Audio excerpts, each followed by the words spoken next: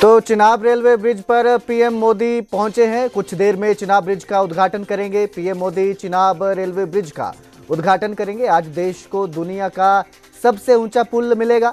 कश्मीर तक वंदे भारत ट्रेन पहुंचेगी। कश्मीर तक वंदे भारत ट्रेन दौड़ेगी। आज देश को दुनिया का सबसे ऊंचा पुल मिलेगा। PM Modi Chenab railway bridge का उद्घाटन करेंगे। कुछ देर में उद्घाटन किया जाएगा। पीएम मोदी जो हैं चिनाब रेलवे ब्रिज पर पहुंचे हैं, जायजा ले रहे हैं, तैयारियों का जायजा ले रहे हैं। तो ये रियासी में है, जम्मू कश्मीर के रियासी में पहुंचे हैं PM Modi. Narendra Modi Chenab railway bridge का उद्घाटन करने के लिए वहां पहुंचे हैं, स्थिति का जायजा ले रहे हैं। थोड़ी देर में उद्घाटन करेंगे पुल का। रेलवे ब्रिज जो निर्धारित किया गया है वो भी बहुत ज्यादा नहीं किया गया है, क्योंकि उसका भी खास ध्यान रखा गया है कि लोगों की जेब पर ज्यादा असर ना पड़े।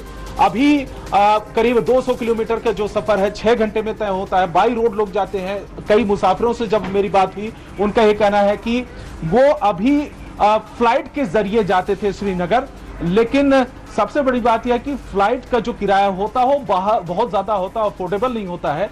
लेकिन अगर आप बाई रोड जाते हैं, रोड के जरिए जाते हैं, कार से जाते हैं, बसों के जरिए जाते हैं, तो वक्त भी लगता है, टाइम कंज्यूम होता है। और दूसरी बात यह है कि हर मौसम में श्रीनगर तक पहुंचना मुश्किल हो जाता है, क्योंकि उस समय बर्फबारी बहुत ज्यादा होती है और कनेक्टिविटी टूट जाती है।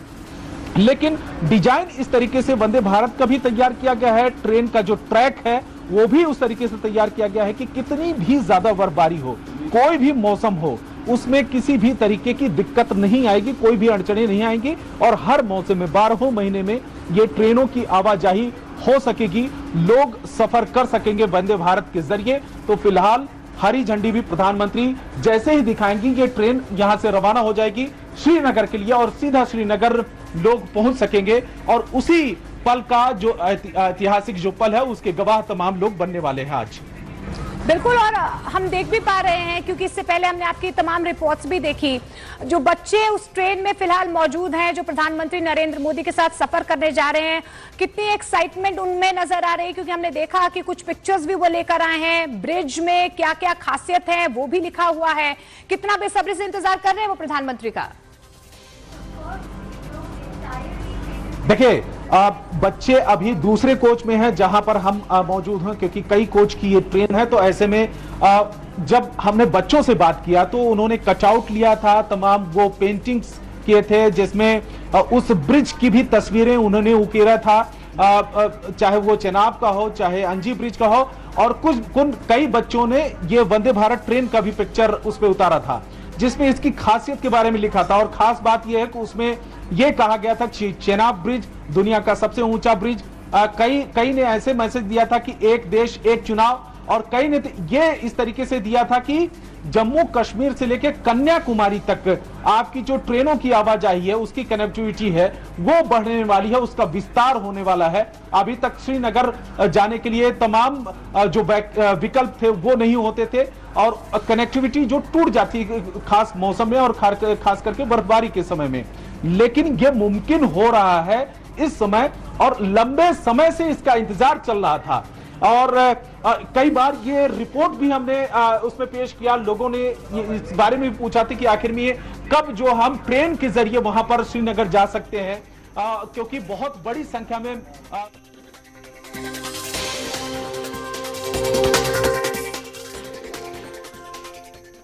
तो प्रधानमंत्री नरेंद्र मोदी चिनाब ब्रिज का उद्घाटन करने पहुंचे हैं। आगे बढ़ेंगे। पंचकुला के पिंजौर में अमरावती मॉल में फायरिंग की वारदात सामने आई। कार सवार युवकों ने फायरिंग की। कार सवार युवकों पर फायरिंग की गई। हमलावरों ने अंधाधुंध गोलियां चलाई, जिसमें गोली लगने से कबड्डी खिलाड़ी की मौके पर मौत हो गई। एक युवक की हालत गंभीर है और एक और जख्मी है। 2 युवक इसमें जख्मी हुए हैं। अमरावती मॉल के बाहर जो है ये फायरिंग की वारदात हुई। अमरावती मॉल में दोस्तों के साथ कबड्डी खिलाड़ी फिल्म देखने आया था। 5 लोग थे जो फिल्म देखने आए थे, लेकिन गाड़ी में बैठते ही हमलावरों ने फायरिंग कर दी। लॉरेंस बिश्नोई गैंग से जुड़ा ये मर्डर कनेक्शन बताया जा रहा है। लॉरेंस के भाई के कहने पर हमला करने का दावा किया जा रहा है। दरअसल कबड्डी खिलाड़ी सोनू अपने दोस्तों के साथ फिल्म देखकर मॉल से बाहर निकला ही था कि बदमाशों ने ताबड़तोड़ फायरिंग शुरू कर दी।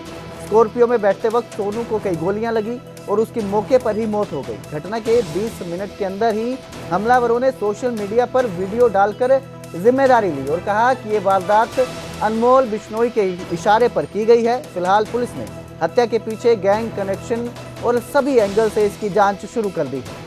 तो बड़ी खबर इस वक्त की, पंचकुला के पिंजौर में अमरावती मॉल के बाहर फायरिंग हुई है जिसमें एक कबड्डी खिलाड़ी की मौत हो गई है। अपने दोस्तों के साथ फिल्म देखने ये कबड्डी खिलाड़ी मॉल पहुंचा था, जहां पर गाड़ी पर बैठते ही हमलावरों ने फायरिंग कर दी और फिर वीडियो पोस्ट कर इस घटना की जिम्मेदारी ली।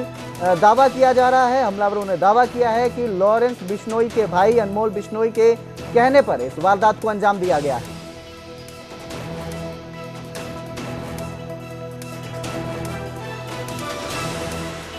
तो इस हत्या के पीछे गैंग कनेक्शन को लेकर भी पुलिस ने पड़ताल शुरू कर दी है। इस खबर पर ज्यादा जानकारी के लिए हमारे सहयोगी उमेश हमारे साथ जुड़े हैं। उमेश, क्या ये वारदात है, क्या अपडेट है इस पूरी वारदात के बारे में?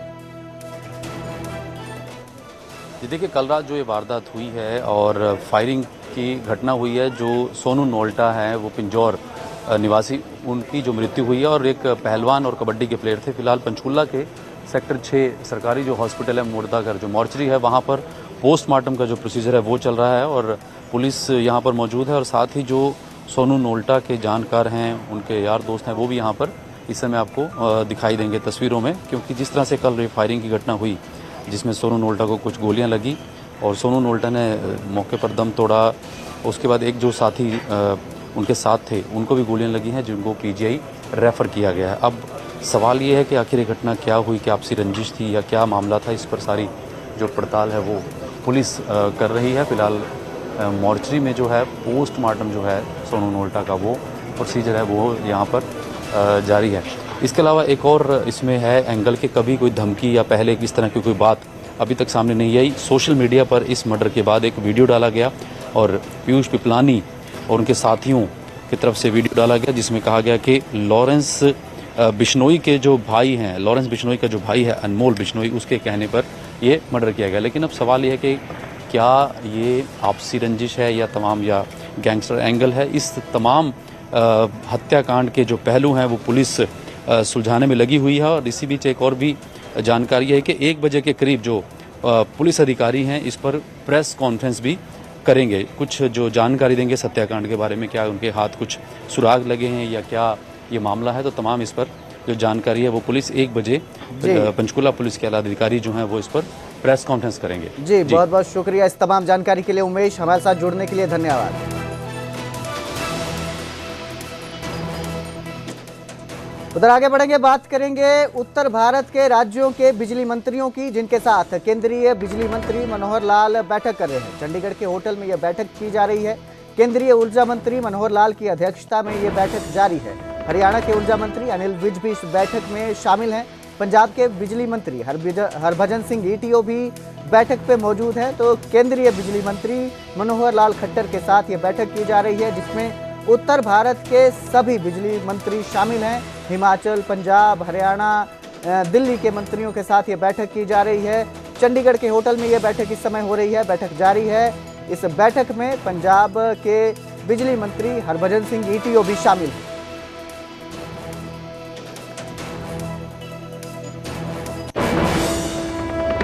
तो उधर हरियाणा में अध्यापकों को अब तबादले के लिए परीक्षा देनी होगी। संस्कृति मॉडल स्कूल और पीएम श्री स्कूलों के लिए परीक्षा देनी पड़ेगी। तबादलों को लेकर सरकार ने यह फैसला लिया है। हरियाणा शिक्षा बोर्ड को परीक्षा लेने की जिम्मेदारी दी है। तो अब जो अध्यापक हैं उन्हें अगर तबादला लेना है, ट्रांसफ़र लेनी है अपनी, तो उसके लिए एग्ज़ाम देना पड़ेगा, परीक्षा ली जाएगी।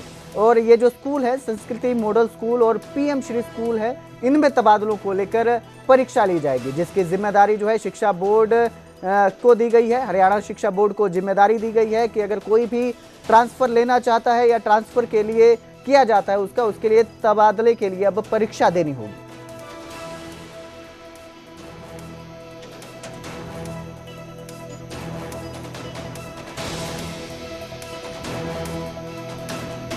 तो अध्यापकों को तबादले के लिए परीक्षा देनी होगी। इसके लिए इस खबर पर ज्यादा जानकारी के लिए मेरे सहयोगी अंकित हमारे साथ जुड़े हैं। अंकित, ये क्या फैसला लिया गया है और किस तरह से इसे इम्प्लीमेंट किया जाएगा, कैसे इस पे ये परीक्षा ली जाएगी, इस बारे में क्या जानकारी? बिल्कुल, संस्कृति मॉडल स्कूल जो है और पीएम श्री स्कूल जो जी। है उनमें तबादलों को लेकर के एक पॉलिसी जारी की गई है। 1420 मॉडल प्राइमरी स्कूल के सभी टीचर्स को जो है 1420 टीचर्स है उनको परीक्षा देनी होगी और कहीं ना कहीं संस्कृति स्कूल जो है और पीएम श्री स्कूल जो है उनमें पोस्टिंग के लिए ये परीक्षा देनी होगी। तो और हरियाणा विद्यालय शिक्षा बोर्ड की ओर से ये परीक्षा आयोजित की जाएगी। तो कहीं ना कहीं जो मामला है संस्कृति स्कूल और पीएम श्री स्कूल, इनको सरकार अपने मॉडल के रूप में पेश करती है। तो यहाँ जिन भी टीचर्स की ट्रांसफर होगी, जिन भी टीचर्स को नियुक्त किया जाएगा, तो वो कहीं ना कहीं पूरी तरह से ट्रेंड टीचर हो, क्योंकि एक मॉडल के तौर पर वो मैंने कहा कि पेश करते हैं और इनका नतीजे जो है इनके वो भी काफी अच्छे रहते हैं। लाइक जैसे कि सरकारी स्कूलों का कंपैरिजन प्राइवेट स्कूलों से किया जाता है, तो वैसे ही संस्कृति स्कूलों भी तो उसी कड़ी के अंदर आते हैं, प्राइवेट स्कूलों से इनका कंपैरिजन होता है। तो इसलिए वहाँ टीचर्स की नियुक्ति भी बड़ी देख समझ करके की जाती है। तो इसीलिए सरकार ने अब टेस्ट लेकर के और वहाँ जो पोस्टिंग करने का फैसला किया है। जी, बहुत बहुत शुक्रिया इस तमाम जानकारी के लिए अंकित, हमारे साथ जुड़ने के लिए धन्यवाद। तो अब इन स्कूलों में तबादले के लिए अध्यापकों को परीक्षा देनी पड़ेगी। तो अब बात करेंगे मिडिल क्लास से जुड़ी, जिसमें अब मिडिल क्लास को आरबीआई ने राहत दी है। रेपो रेट में कटौती की गई है, 0.50% की कटौती की गई है, जिसके बाद अब रेपो रेट घटकर 5.5% हुआ है। ईएमआई कम होने का रास्ता साफ हो गया है। आरबीआई ने रेपो रेट में बड़ी कटौती की है। ये होम लोन समेत अब कई कर्ज जो है, सभी कर्ज जो हैं वो सस्ते हो जाएंगे। लगातार तीसरी बार रेपो रेट में कटौती की गई है। तो आरबीआई ने ये बड़ी राहत दी है। मिडिल क्लास जो रहता है उसके लिए बड़ी राहत रहेगी। आरबीआई ने रेपो रेट में कटौती की है, 0.50% की कटौती की गई है, जिसके बाद अब रेपो रेट घटकर 5.5% हुआ है।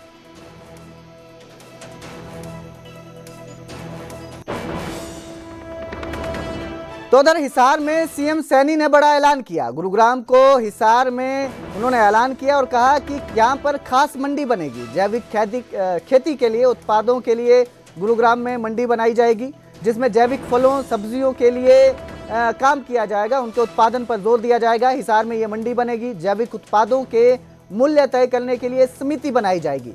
किसान कल्याण प्राधिकरण के तहत समिति बनेगी। जैविक उत्पादों की पैकेजिंग और ब्रांडिंग के लिए इसमें मदद मिलेगी।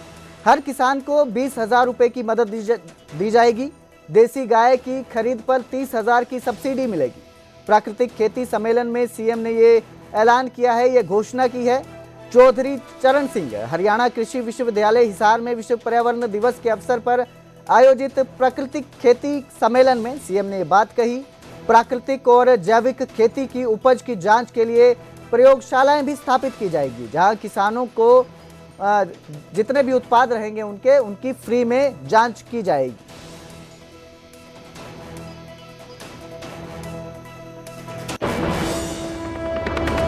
तो हरियाणा में यातायात को लेकर बड़ी सौगात मिलने जा रही है। परिवहन मंत्री अनिल विज ने संकेत दिया है कि हरियाणा रोडवेज के बेड़े में 150 नई वातानुकूलित इलेक्ट्रिक बसें जल्द शामिल की जाएंगी। इससे यात्रियों को न केवल राहत मिलेगी गर्मी से, बल्कि सफर भी किफायती और पर्यावरण अनुकूल होगा।